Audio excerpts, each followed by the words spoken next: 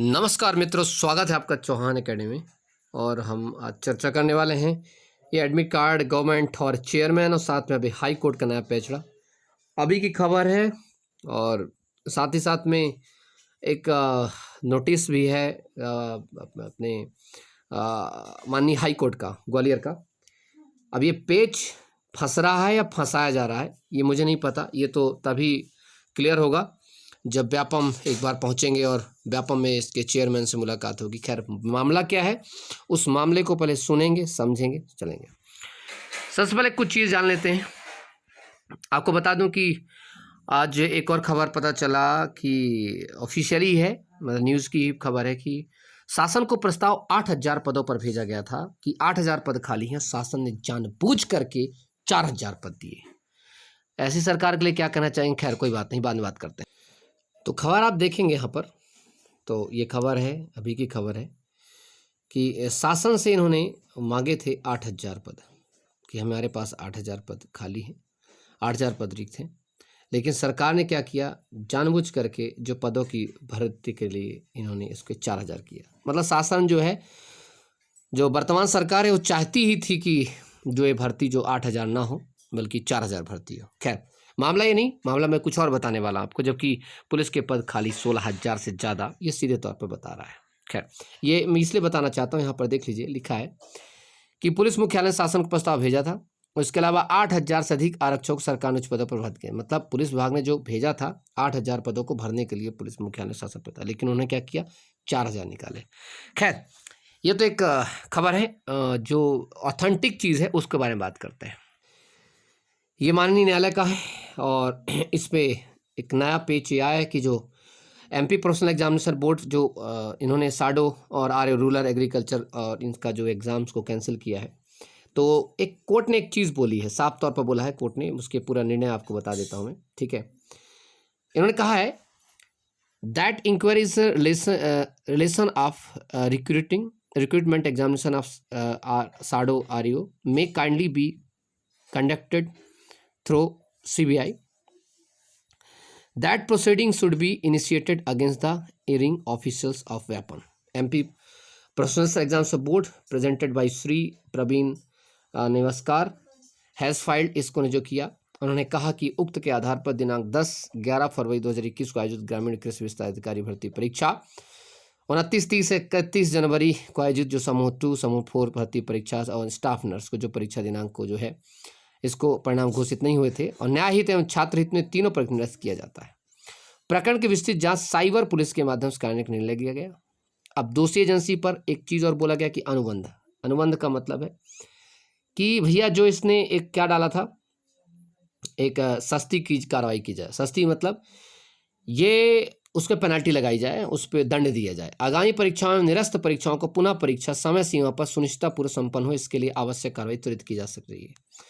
अब आपके लिए, अब देखो, हमारे एग्जाम्स के लिए, मध्य प्रदेश पुलिस कांस्टेबल के एग्जाम के लिए भी और साथ में इसके री एग्जाम के लिए भी, दोनों ही एग्जाम्स के लिए, और व्यापम के एग्जाम तय समय पर हो, हाई कोर्ट ने भी फाइल किया। लेकिन अब दाव यहाँ पर एक चीज़ का फंस ये गया है कि जो इनके पास जो अभी रिक्रूटिंग एजेंसी है जिस NSCIT है, अब अगर वो उसको ब्लैक लिस्ट करते तो वही तो पुलिस का पेपर कराने वाली है, वही तो 15 सितंबर से उसने तो कहा कि भाई हम एडमिट कार्ड जारी करेंगे। और अगर ये स्थिति आती है कि जब उस पर ये लोग शास्ति लगाएंगे, उस पर ये लोग पेनल्टी लगाएंगे, उस पर इंक्वायरी बैठाएंगे, तो क्या ये परीक्षा लेगी या नहीं लेगी, ये बहुत बड़ा मुद्दा है। दूसरी चीज़, एक बड़ी बात निकल के आ रही है जो आज पता चली मुझे कि मार्च 2022 में, ये मुझे पता ऐसे मतलब कुछ लोगों ने बताया, अंदर के लोगों ने बताया कि मार्च 2022 में जो केसरी जी हैं नए चेयरमैन, इनका रिटायरमेंट है। अब मेरा दिमाग उसी वक्त से घूम गया कि या तो ये लोग जानबूझ के चीज़ों को प्रयास करते हैं कि इनकी चीज़ें बाहर तक निकलें और लोगों का गुस्सा शांत हो, युवाओं का गुस्सा शांत हो कि हम एग्ज़ाम कराने वाले हैं, बस ये चीज़ें दुनिया भर का, और हमारे पास ऑप्शन ही नहीं इनसे विश्वास करने के अलावा। लेकिन एक चीज़ का ऑप्शन हमारे पास है कि अगर ये तय समय पर एग्ज़ाम नहीं कराते हैं तो व्यापम ऑफिस का घेराव किया जा सकता है, व्यापम ऑफिस पर चढ़ाई की जा सकती है, वो भी हक के साथ। और बहुत जल्द जो है इस बारे में इसका पूरा संज्ञान लिया जाएगा कि ये एग्ज़ाम जो री एग्ज़ाम करने के बाकी जो तय समय पर जो कही गई हैं कि जो अक्टूबर नवंबर में पेपर है हमारे एमपी पुलिस का, टेट का जो पेपर है, टीचर भर्ती का जो पेपर दिसंबर में, तो अगर हाई कोर्ट की भी बात को नहीं मानते हैं तब तो मैं समझ जाऊंगा कि आप सबको व्यापम की ओर कूच करना चाहिए। खैर, आगे और भी कुछ न्यूज़ है, वही बताना चाहता हूं आपको मैं। पूरी चीज को समझने का प्रयास करते हैं। पीवी धांधली मामले में सरकार की मुस्तैद बढ़ी, कोर्ट ने 2 महीने के भीतर मांगी जांच रिपोर्ट। अब ये जांच रिपोर्ट मांग दी है 2 महीने के अंदर। अब ये युवाओं के साथ कितना बड़ा छल हो रहा है मेरे समझ में नहीं आता कि अगर ये कहीं ये ना कह दे एग्जाम के लिए कि हमें रिपोर्ट देनी है, चूंकि हाई कोर्ट ने कह दिया रिपोर्ट्स के लिए। ये मामला बड़ा खतरनाक है, ध्यान रखें इसमें स्पष्ट तौर पे कहा है सरकार को 2 महीने के भीतर नहीं 5 नवंबर तक पूरे मामले की जांच रिपोर्ट पेश करें। हाई कोर्ट के आदेश के बाद प्रदेश के राजनीतिक गलियारों में इस बात की चर्चा है कि इस धांधली में बड़े बड़े लोगों का संलिप्तता उजागर होगी। ये बड़ी बात है हाई कोर्ट के आदेश को। जानकारी के मुताबिक कहता है गत 11 जो इसमें जो भर्ती हुई है 883 पदों पर जो फर्जीवाड़ा हुआ है, जो भी चीज़ें मिली हैं, तो इस परीक्षा में 23,000 ज़्यादा उम्मीदवार शामिल हुए थे, लेकिन टॉपर्स एक ही कॉलेज के एक ही सूची में निकले, एक ही सामने आए। एक बड़ी दिक्कत है, ठीक है। अच्छा, इस पे जो एक मामला जो बना रहा है, ठीक है, जो मुझे जहाँ तक मैं परेशान हूँ इस मामले में, मामले क्या है इसमें और उसको समझने का प्रयास करेंगे कि ये जो मामला है संयोग बताकर बोर्ड ने मामले की खत्म करने की कोशिश की। मामले को क्या कहा, बोर्ड ने इस पूरे मामले को संयोग बताकर मामला खत्म करने की कोशिश की। इस बीच छात्रों को पता लगा कि सभी टॉपर्स ने 3 बेसिक सवालों के उत्तर गलत किए। ये उत्तर बोर्ड द्वारा जारी आंसर शीट में भी गलत चांस निकले। ऐसे में छात्रों कहना जब इतने बुद्धिमान लोग थे तो बेसिक सवालों का उत्तर सही क्यों नहीं दे सके, और उन्हें कैसे पता चला कि बोर्ड इन सवालों का गलत आंसर शीट जारी करेगा। अभी इसको कह दिया क्या व्यापम में संयोग है। आगे एक चीज बता दूं थोड़ा सा।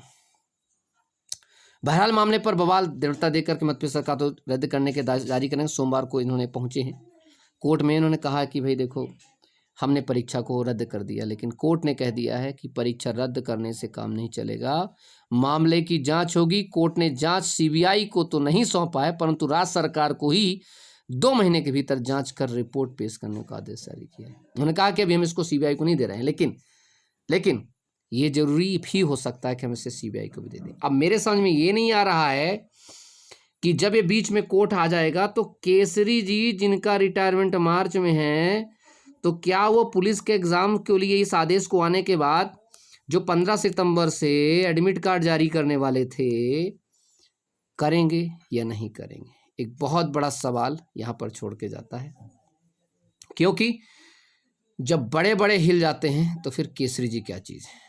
क्योंकि यहाँ पर पूरी सरकार की साख दांव पे लगी है और मेरे प्यारे बच्चों की साख दांव पे लगी है, उनका जीवन दांव पे लगा है। अब ये बड़ा सवाल है यहाँ पर। अभी इस सवाल का जवाब तो केसरी जी ही देंगे और उसका जवाब हम लेंगे उनके ऑफिस से आकर के।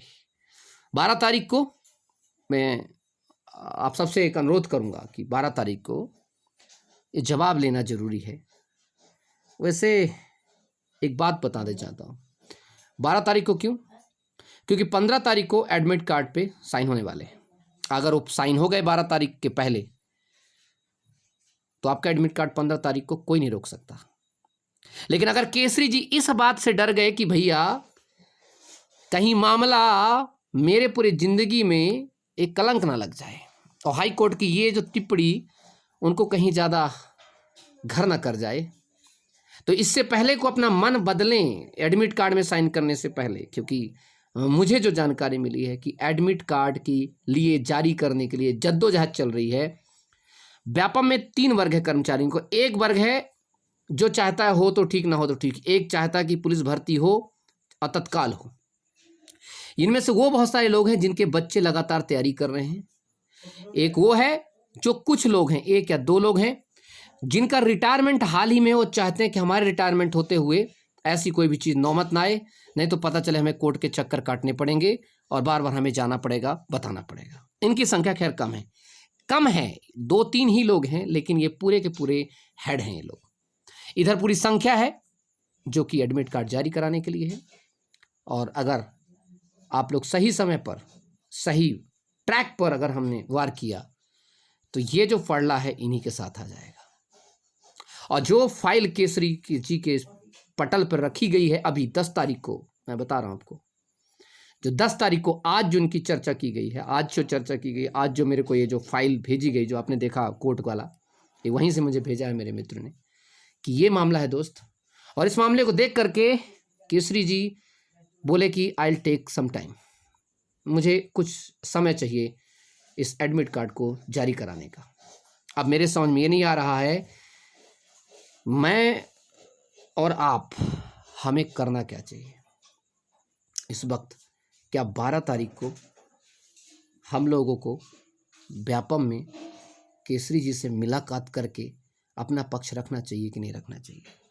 क्या उनसे अवगत कराना चाहिए कि भैया आप टेंशन ना लो, अगर फर्जीवाड़ा होता है, क्या होता है, क्योंकि NSCIT अभी तक वही है एग्जाम तैयारी करने के लिए, तो अगर फर्जीवाड़ा होता है, बाकी चीज़ होती, तो आप बचोगे, ऐसा कहें उन्हें, या ये कहें कि जिस प्रकार से 3 डायरेक्टर चले गए तो आप भी चले जाइए। एक बड़ा सवाल है, ये सवाल संवेदनशील या संवेदनहीनता में आंसर नहीं करना है, संवेदनशील होकर आंसर करना है। इस बात का ध्यान रखिएगा। 12 तारीख हमारे लिए बहुत इंपॉर्टेंट।